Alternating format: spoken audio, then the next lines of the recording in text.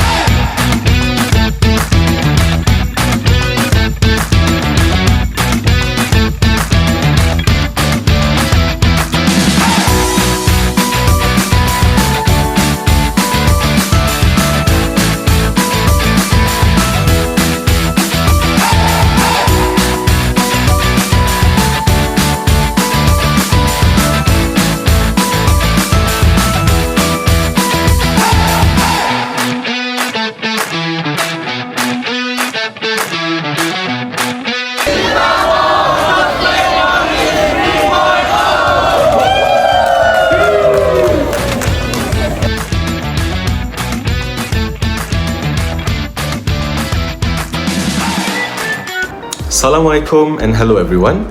My name is Wan Nazmi bin Abdul Nasir and this is my individual presentation for the subject Intercultural Management and the subject code is IBM536. In this presentation, I'll be sharing my personal reflection based on a cultural event that I attended recently. The event is called Nihon Matsuri. It is a Japanese cultural festival that has been held at Chita Mall. This experience gave me an opportunity to observe Japanese cultural values in action, and through this reflection, I applied two well-known cultural frameworks, which are Hofstede's 6 dimension of culture, and the other one is Trompiner's 7 dimension of culture. It is to better my understanding from what I saw, felt, and experienced. Before we go further, I would like to share why intercultural understanding matters. We live in a global society where intercultural interaction happens every day. It could be in universities, in workplaces, and even on social media. Whether we realize it or not, our values and behaviors are actually shaped by culture. That's why cultural awareness is no longer optional, it's essential. It helps us avoid misunderstanding, build better relationships, and respect the diversity around us.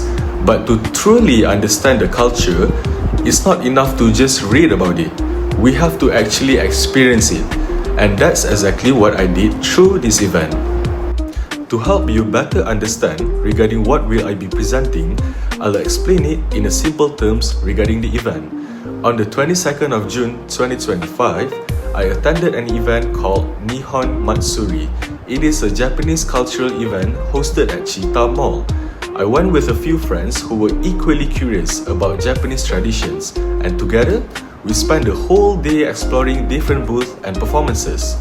The event had everything from traditional games and origami to kimono try-ons, calligraphy, cosplay competitions, and even live music using traditional instruments. The food stalls serve authentic Japanese cuisine like takoyaki, matcha dessert, and as you guys can tell, sushi. But what truly stood out to me wasn't just the fun or the visuals, it was the atmosphere itself, such as the discipline, the respect, the calmness. It was very different from most Malaysian cultural events that I have attended. Every activity started on time, no one pushed in line, and everyone followed instructions with quiet politeness. That's when I realized I'm not just attending an event, I'm witnessing Japanese values in action. Alright, so now let's begin with Hofstede's 6 dimension of culture and how they were reflected at Nihon Matsuri. The first is power distance. Japan has a moderately high power distance.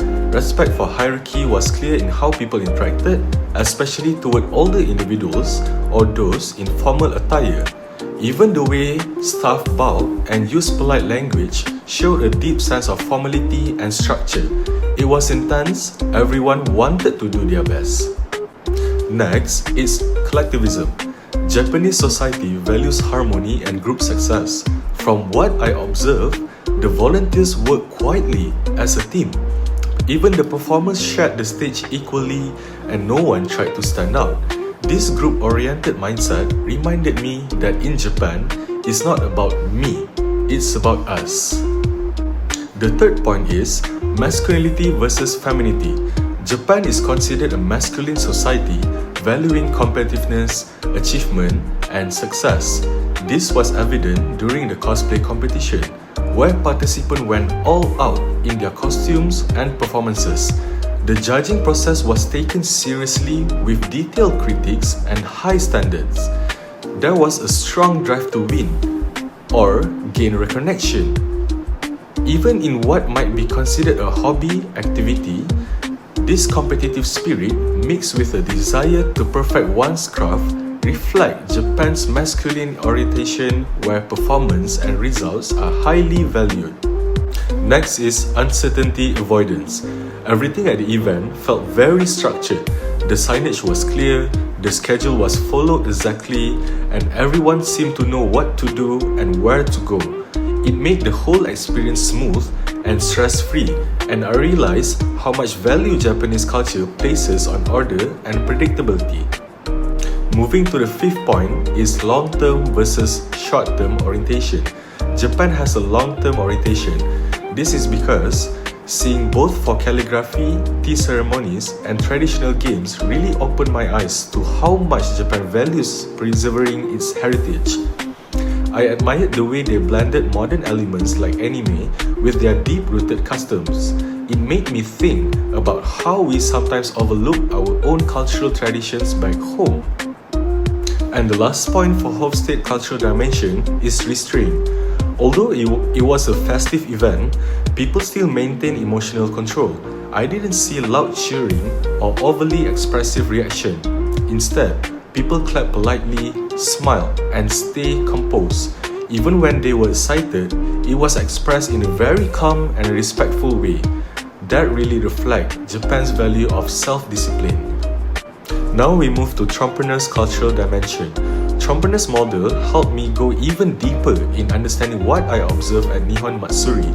Each dimension helped me reflect on specific moments. The first point is universalism. I noticed that everyone was treated the same. There was no special treatment, whether lining up for food or participating in an activity. Everyone followed the same rules. It felt very fair and organized, which made a strong impression on me. The next point is communitarism. There was a strong sense of togetherness. The volunteers worked as a team and avoided taking individual credit. Even during group performance, it was clear that harmony was more important than standing out. It reminded me how much the Japanese value the group over the individual. Next is diffuse. Even though the setting was casual, interaction still felt formal. For example, during the kimono try-on, the staff explained things very gently with careful instructions, but there was still a clear sense of respectful distance. That showed me how professionalism and personal space are valued in all types of settings. The fourth point is neutral. People at the event were emotionally reserved. I saw smiles and polite expressions, but nothing too loud or dramatic. Even the winners of the cosplay contest responded with modesty. It really emphasized how much emotional control is appreciated in Japanese society. The fifth point is ascription. Respect seemed to increase during age and role. During the tea ceremony, the older instructor was treated with special reverence, and I found myself naturally being more respectful as well. That experience made me realize how status in Japan is often based on one's position or experience. Next is sequential time. Time was taken very seriously. This is because every activity, from performances to workshops, began exactly as scheduled. I didn't notice any delays or chaos.